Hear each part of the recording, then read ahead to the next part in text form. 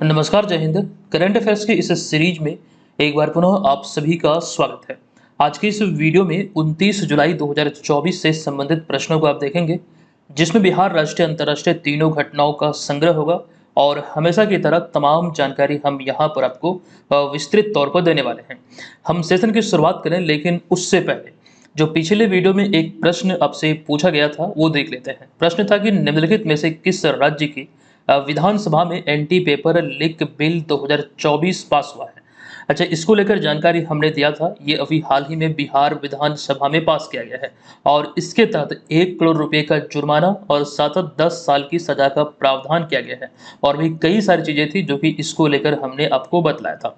ठीक है, तमाम बातें ध्यान रखिएगा। फिलहाल सेशन की शुरुआत करते हैं आज के इस वीडियो के पहले प्रश्न से। पहला प्रश्न है कि 26 जुलाई से लेकर 11 अगस्त 2024 तक पेरिस फ्रांस में आयोजित हो रही ओलंपिक खेलों में बिहार के कितने खिलाड़ी भाग लिए हैं। देखिए, पेरिस ओलंपिक को लेकर तो जानकारी हम आपको दे ही रहे हैं, क्योंकि अभी रिसेंटली इसकी शुरुआत हुई है। दरअसल यहाँ पर अगर हम बिहार के संदर्भ में ये प्रश्न आपके समक्ष रखें तो पेरिस ओलंपिक के दृष्टिकोण से बहुत इंपॉर्टेंट हो जाती है। हालांकि ये जानकारी आपको दी गई है, लेकिन एक प्रश्न के रूप में बहुत सारे लोग एक्सप्लेनेशन को पढ़ते ही नहीं है। मैं बार बार बोलता हूँ कि जो एक्सप्लेनेशन हमारे द्वारा आपको दिया जाता है, अगर आप प्रिपरेशन को बेहतर बनाना चाहते हैं तो एक्सप्लेनेशन को जरूर पढ़िएगा। ठीक है, तो वैसे लोग जो सिर्फ प्रश्न में फोकस रहते हैं, यहाँ पर देखिए इसका राइट जो आंसर होगा, इसमें बिहार के केवल एक खिलाड़ी भाग लिए हैं या फिर एक खिलाड़ी शामिल है। अच्छा, वो कौन है वो चीजें हम आगे देखेंगे। फिलहाल इसका राइट आंसर है वो विकल्प नंबर डी। अब आपको यहाँ पर जानकारी दे दूं कि 26 जुलाई से 11 अगस्त 2024 तक पेरिस फ्रांस में आयोजित होने वाले या फिर हो रही ओलंपिक खेलों के लिए भारत के 117 खिलाड़ियों का दल भेजा गया है, या फिर भारत ने 117 खिलाड़ियों का अपना एक बड़ा दल यहाँ पर भेजा है। अच्छा, इनसे संबंधित बहुत सारी जानकारी है, लेकिन यहाँ पर फिलहाल जो हम बात कर रहे हैं खिलाड़ियों को लेकर, तो इसमें ध्यान दीजिएगा। 117 खिलाड़ियों की सूची आपके समक्ष हमने रखा है, जो विभिन्न राज्यों से यहाँ पर भेजे गए हैं। देखिए, इसमें सबसे बड़ा जो राज्य निकल कर सामने आता है, जहाँ से सर्वाधिक खिलाड़ी भेजे गए हैं, वो राज्य है हरियाणा, जहां से 24 खिलाड़ी भेजे गए। उसके बाद आता है पंजाब, जहां से 19, तमिलनाडु से 13, उसके बाद उत्तर प्रदेश और कर्नाटक से क्रमशः 7-7 खिलाड़ी, केरल से 6, महाराष्ट्र से 5, और इसके अतिरिक्त दिल्ली, उत्तराखंड, आंध्र प्रदेश, तेलंगाना से 4-4 खिलाड़ी भेजे गए हैं, जबकि पश्चिम बंगाल से 3 खिलाड़ी। लेकिन वहीं पर बात करें चंडीगढ़, गुजरात, उड़ीसा, राजस्थान, मणिपुर और मध्य प्रदेश की, तो यहाँ से 2-2 खिलाड़ी भेजे गए। जबकि वहीं पर बात करें बिहार, असम, गोवा, झारखंड और सिक्किम की, तो इस पेरिस ओलंपिक खेल में जो भारत का 117 सदस्यीय दल है, इसमें यहाँ पर इन पांचों राज्यों के एक एक खिलाड़ी पार्टिसिपेट किए हैं। तो जब इन सभी को आप काउंट करेंगे तो खिलाड़ियों की जो संख्या होगी भारतीय दल में, वो हो जाएगी 117। तो इसको जरूर ध्यान रखिएगा, कोई भी आपसे पूछा जा सकता है। ये कंप्लीट जानकारी हमने आपके समक्ष रखा। अच्छा, बिहार के एक खिलाड़ी इसमें शामिल हुए हैं, भाग लिए हैं, और यहाँ पर उसकी जानकारी आप देख रहे हैं। देखिए, पेरिस ओलंपिक 2024 में बिहार से केवल एक एथलीट श्रेयसी सिंह शूटिंग में शामिल हुई है, जो कि शूटिंग प्रतियोगिता में ये पार्टिसिपेट करेगी। और आपको यहाँ पर ये ध्यान रखना है, श्रेयसी सिंह को लेकर एक जानकारी यहाँ से भी अराइज हो सकता है प्रश्न के रूप में। श्रेयसी सिंह जमुई बिहार से बीजेपी विधायक है, जो कि आप इन्हें यहाँ पर तस्वीर के माध्यम से देख सकते हैं। ठीक है, तो फिलहाल यहाँ पर इतनी सारी बातें ध्यान रखिएगा। हालांकि इससे पहले भी पेरिस ओलंपिक को लेकर कई सारी बातें हमने बतलाया है आपको।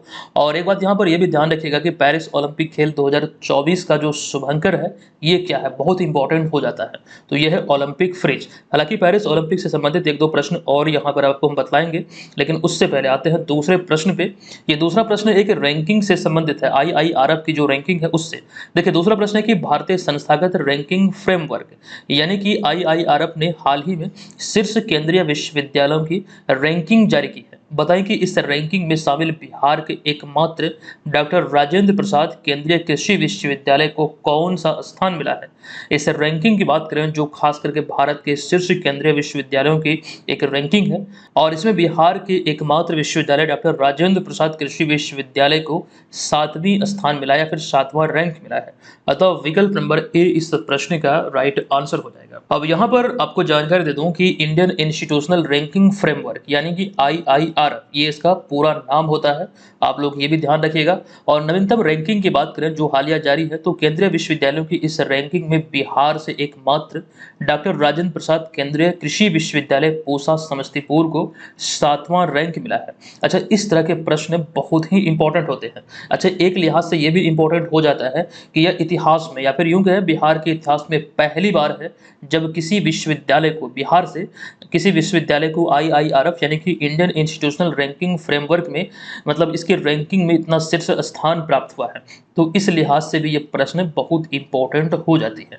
अच्छा, डॉक्टर राजेंद्र प्रसाद केंद्रीय कृषि विश्वविद्यालय की बात करें तो आपको ध्यान रखना ये पूसा समस्तीपुर में है और इसकी स्थापना अक्टूबर 2016 में राजेंद्र कृषि विश्वविद्यालय पूसा के रूपांतरण के माध्यम से की गई थी, जो कि एक राज्य कृषि विश्वविद्यालय था जिसे 1970 में बिहार सरकार द्वारा स्थापित किया गया था। इसी को एक नए सिरे से स्थापित किया गया, कब? तो अक्टूबर 2016 में। जिस प्रकार आप लोग ये ध्यान रखते हैं कि 1950 में जब योजना आयोग की स्थापना हुई थी, उसी के स्थान पर नीति आयोग की स्थापना हुई 1 जनवरी 2015 को। तो कुल मिला के यही जानकारी यहाँ पर आपको ध्यान रखना है। जो खास करके राजेंद्र कृषि विश्वविद्यालय पूसा की स्थापना हुई थी बिहार सरकार द्वारा, ये 1970 में हुए थे। इसी के स्थान पर अक्टूबर 2016 में इसे केंद्रीय विश्वविद्यालय का दर्जा दिया गया। तो ये चीज़ें यहाँ से इंपॉर्टेंट हो जाती है। अच्छा, राजेंद्र प्रसाद के बारे में बात करें तो ये भारत के प्रथम राष्ट्रपति थे और ये बिहार से संबंधित है। बिहार के सिवान जिले में इनका जन्म हुआ था। सिवान जिले में एक स्थान है जीरादेई, यहीं पर इनका जन्म हुआ था और महात्मा गांधी ने सिवान जिले के इस जीरादेई स्थान को अपने शब्दों में तीर्थ स्थल कहकर संबोधित किया था। इस तरह के संबोधन वाले प्रश्न भी आपको ध्यान रखना है, क्योंकि बदलता हुआ जो बीपीएससी का स्वरूप है, एग्जाम में जो प्रश्न पूछे जाते हैं वहां पर इस तरह के कथन वाले प्रश्न आपको पूछे जा सकते हैं, हालांकि पूछे जा भी रहे हैं। तो इसको ध्यान रखिएगा। जीरादेई को तीर्थ स्थल की संज्ञा किसने दिया था? तो महात्मा गांधी ने। ठीक है, फिलहाल यहाँ पर इतनी जानकारी है। चलिए चलते हैं अगले प्रश्न पे।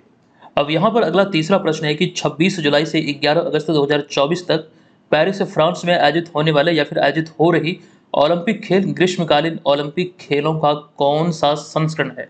ये इसका 33वां संस्करण है। अतः विकल्प नंबर डी इस प्रश्न का राइट आंसर हो जाएगा। अब इनसे संबंधित तथ्यों की बात करें, एक तो आप ये जान चुके हैं तिथि कौन सी है इसके आयोजन की, तो 26 जुलाई को इसकी शुरुआत हुई है। 11 अगस्त 2024 तक ये फ्रांस की राजधानी पेरिस में आयोजित किया जा रहा है और ग्रीष्मकालीन ओलंपिक खेलों का ये 33वां संस्करण है। अच्छा, एक बात यहाँ पर ये ध्यान रखिएगा, ओलंपिक खेलों के इतिहास में पहली बार ऐसा हुआ है जब खुले में इसका खास करके उद्घाटन समारोह हुआ है सीन नदी में। ठीक है, ये ध्यान रखिएगा। एक प्रश्न बीपीएससी में पूछा जा चुका है कि पेरिस किस नदी के किनारे बसा हुआ है, तो ये सीन नदी के किनारे बसा हुआ है और इसी नदी में ये उद्घाटन समारोह आयोजित हुआ था। ये बहुत इंपॉर्टेंट आपके लिए हो सकता है। यहाँ पर ध्यान दीजिएगा, यह इतिहास में पहली बार है, बाकायदा यहाँ पर हमने पॉइंट भी लिखा है, यह इतिहास में पहली बार है जब ग्रीष्मकालीन ओलंपिक खेलों का जो पारंपरिक उद्घाटन समारोह है ये किसी स्टेडियम में आयोजित नहीं किया गया, बल्कि खुले में ये सीन नदी में आयोजित किया गया है। अच्छा, अगला पॉइंट है, यह तीसरी बार है जब पेरिस ग्रीष्मकालीन ओलंपिक खेलों की या फिर ओलंपिक की मेजबानी कर रहा है। इससे पहले 1900 और 1924 में इसकी मेजबानी किया गया था। अच्छा, पेरिस ओलंपिक खेल 2024 का जो शुभंकर है ये ओलंपिक फ्रीज है, जो आप यहाँ पर तस्वीर में देख रहे हैं। इस ओलंपिक का आदर्श वाक्य है, अकेले हम तेजी से आगे बढ़ते हैं लेकिन साथ मिलकर हम आगे बढ़ते हैं। ठीक है, ये यहाँ पर ध्यान रखिएगा। अच्छा, अगला एक पॉइंट है कि भारत ने इस पेरिस ओलंपिक के लिए 117 एथलीट भेजे हैं। ये जानकारी अभी थोड़ी देर पहले हम आपको दे रहे थे।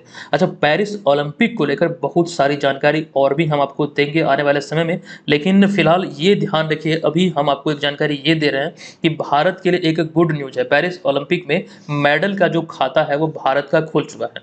दरअसल आपको ध्यान रखना है कि 28 जुलाई यानी कि कल जो पहला मेडल भारत को मिला वो शूटिंग में, जो 10 मीटर एयर राइफल जो प्रतियोगिता होती है शूटिंग में, इसमें मनु भाकर ने ब्रॉन्ज मेडल अपने नाम किया है। हालांकि वो सिल्वर से चूक गई कुछ ही पॉइंट से, 0.1 पॉइंट से। ठीक है, तो उन्हें ब्रॉन्ज मेडल यानी कि कांस्य पदक से खास करके संतोष करना पड़ा।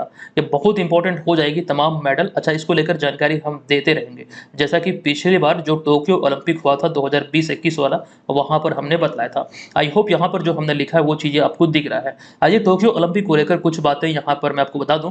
उससे पहले ध्यान दीजिएगा कि भारत अब तक ओलंपिक खेलों के इतिहास में कुल 35 पदक अपने नाम किया है। अब तक ओलंपिक खेलों में भारतीय एथलीट ने 35 पदक अपने नाम किया है, जिसमें 10 स्वर्ण है, 9 रजत है और 16 कांस्य पदक इसमें शामिल है। तो कुल मिला के पदकों की संख्या यहाँ पर कितनी हो जाती है, तो 35। अच्छा, आगे हमने पॉइंट लिखा कि पिछली बार 2020 जो टोक्यो ओलंपिक था, ये भारत का सबसे बड़ा ओलंपिक खेल रहा था, जिसमें भारत ने 1 स्वर्ण जो कि नीरज चोपड़ा ने दिलाया था, इसके अतिरिक्त 2 रजत पदक और 4 कांस्य पदक भारत ने अपने नाम किया था। यानी कि कुल मिला के भारत ने यहाँ पर 7 पदक अपने नाम किया था।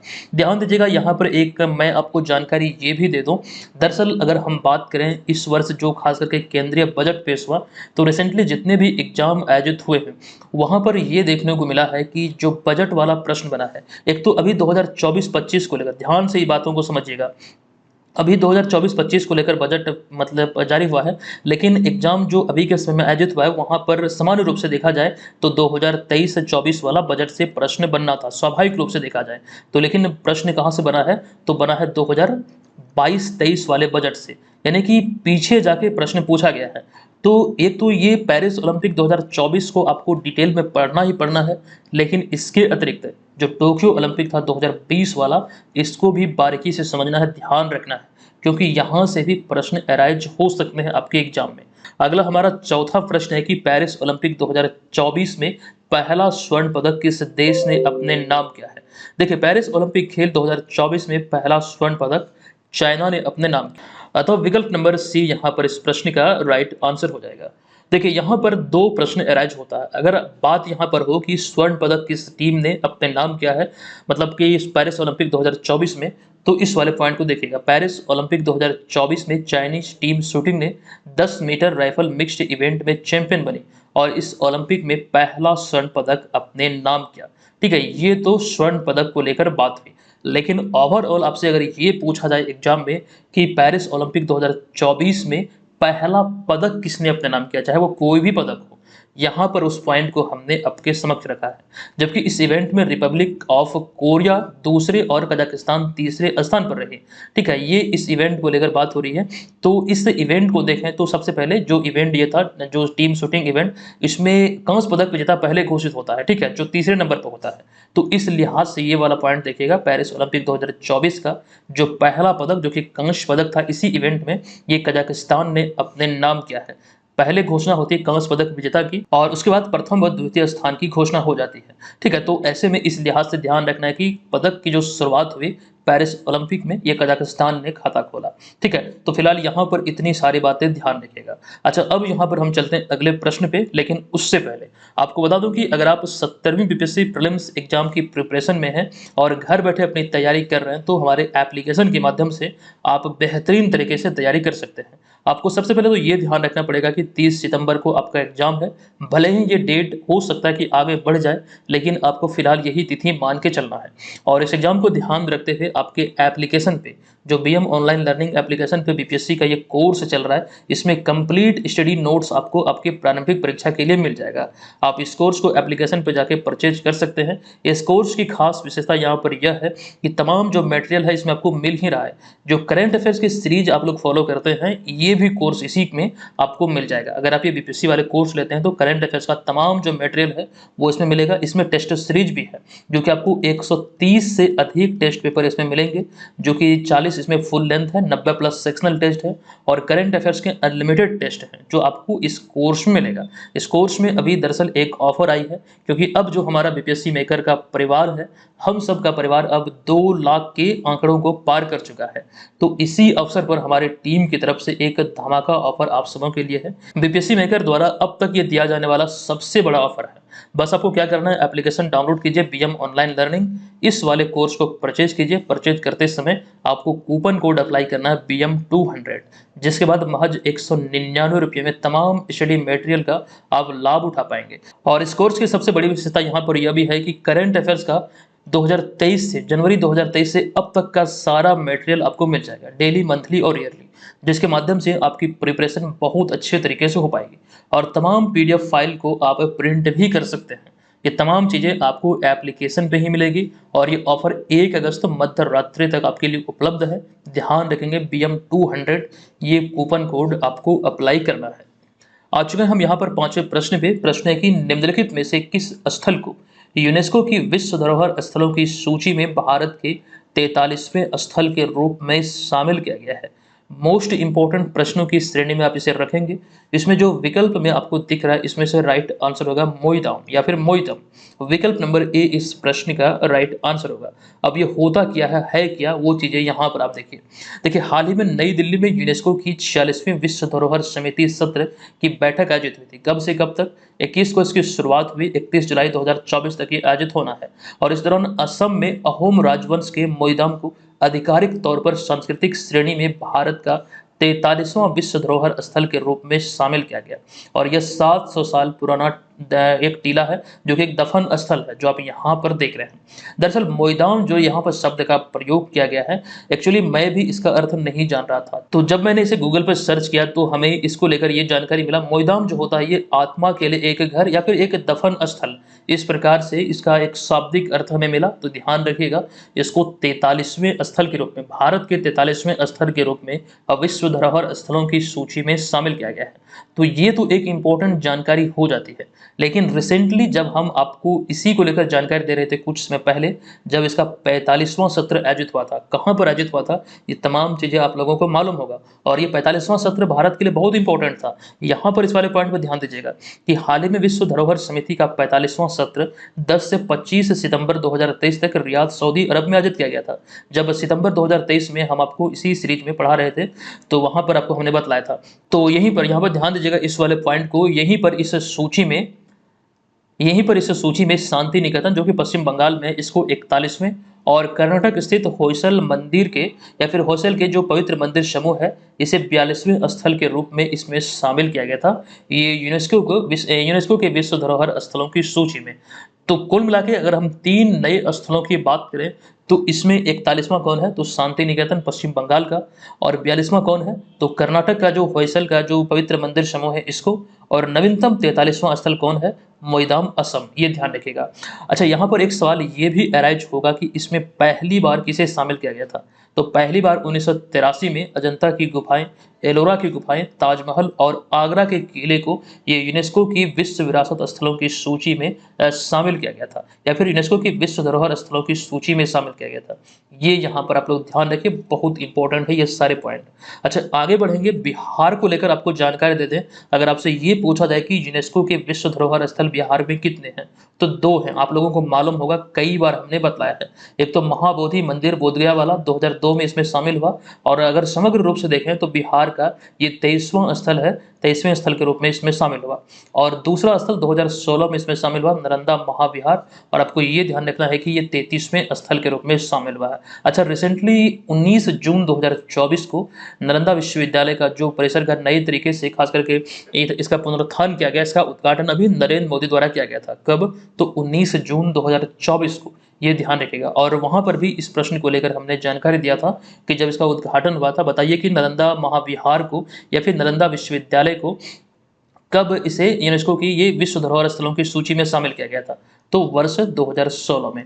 ठीक है, ये चीजें जरूर ध्यान रखिएगा। आइए हम आपको यहाँ पर कंप्लीट जानकारी दे दें, खास करके जो 43 स्थलों की हम बात कर रहे हैं वो कंप्लीट यहाँ पर सूची को आप इस चार्ट के माध्यम से देख पाएंगे। देखिए, 1983 में जो 4 स्थल शामिल हुए थे, अजंता की गुफाएं, एलोरा की गुफाएं, आगरा का किला, ताजमहल, ये सभी आप यहाँ पे देख सकते हैं। उसी प्रकार से क्रम से यहाँ पर आपको दिख रहा है। इसमें जो हम आपको बतला रहे थे जो 23वां स्थल है, आप यहाँ पर देखिए, बिहार का ये 23वां स्थल बोधगया में जो महाबोधि मंदिर परिसर है, ये 2002 में इस सूची में शामिल हुआ था। ध्यान दीजिएगा, 23वां। और इसके बाद 33वां स्थल ये भी बिहार का ही है। यहाँ पर ध्यान दीजिएगा, 33वां स्थल नालंदा महाविहार जो कि 2016 में इस सूची में शामिल हुआ। इस सूची को जरूर ध्यान रखिएगा, इंपॉर्टेंट आपके लिए हो सकते हैं। तो कुल मिला के बात यहाँ पर यह है कि अब इसमें स्थलों की जो संख्या है वो हो चुकी है 43। अगर आपसे ये पूछा जाए कि भारत में यूनेस्को की विश्व धरोहर स्थलों की संख्या कितनी है, तो 43 है। ठीक है, लेकिन इसके अतिरिक्त एक और कैटेगरी है, अमूर्त सांस्कृतिक विरासत। देखिए, संयुक्त राष्ट्र का यानी कि यूनेस्को की अगर हम बात करें अमूर्त सांस्कृतिक विरासत की, तो यहाँ पर ध्यान दीजिए 15 अमूर्त सांस्कृतिक विरासत है भारत में।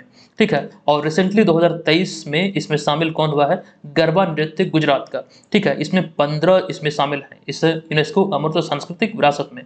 ठीक है, तो ये चीज यहाँ पर ध्यान रखें। अच्छा, एक जानकारी मैं आप लोगों को ये भी दे दूं कि डेली करंट अफेयर्स का ये जो पीडीएफ फाइल है ये सभी के लिए निःशुल्क है।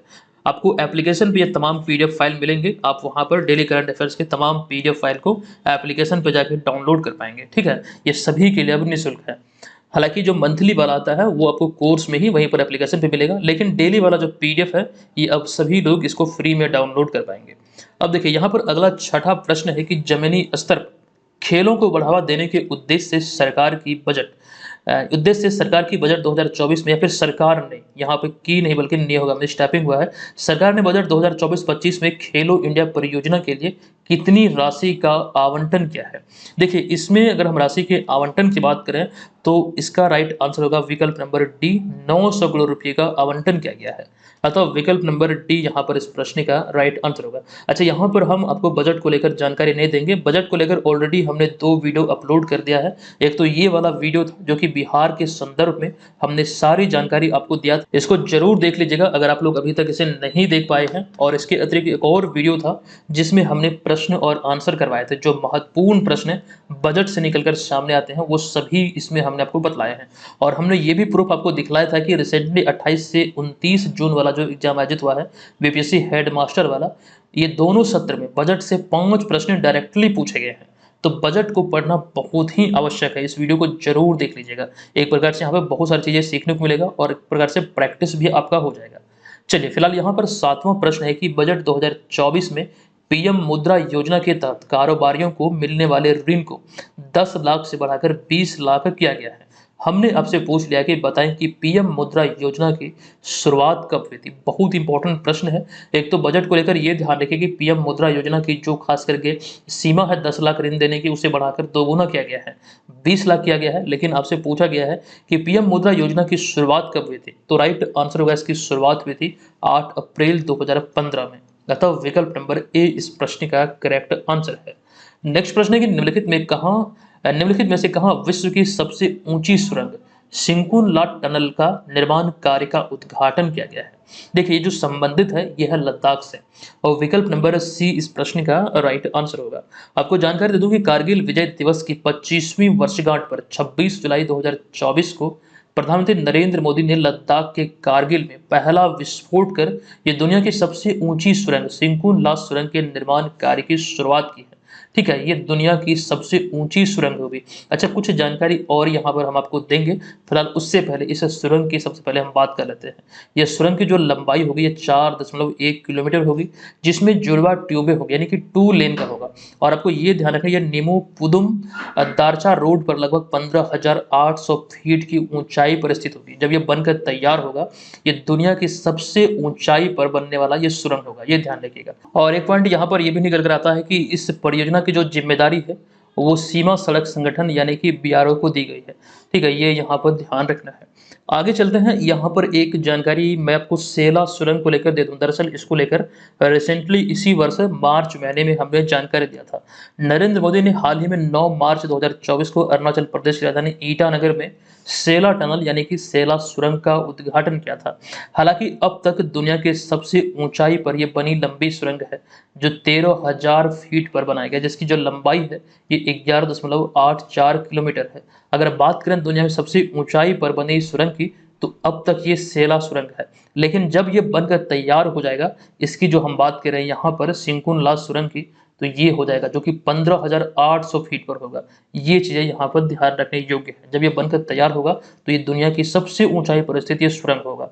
ठीक है, फिलहाल कौन सा है? फिलहाल है सेला सुरंग, जो कि कहाँ पर है तो अरुणाचल प्रदेश में है। अच्छा, एक जानकारी और, रोहतांग सुरंग या फिर अटल सुरंग ये विश्व की सबसे लंबी सुरंग है। इसको लेकर यहाँ पर यह ध्यान रखना है कि इसे 2022 में Guinness book of world record में दर्ज किया गया था। ये जानकारी आपको हमने रिसेंटली दिया था। खास करके ये अटल सुरंग को लेकर आप यहाँ पर अटल सुरंग से जुड़ी हुई जानकारी देख सकते हैं।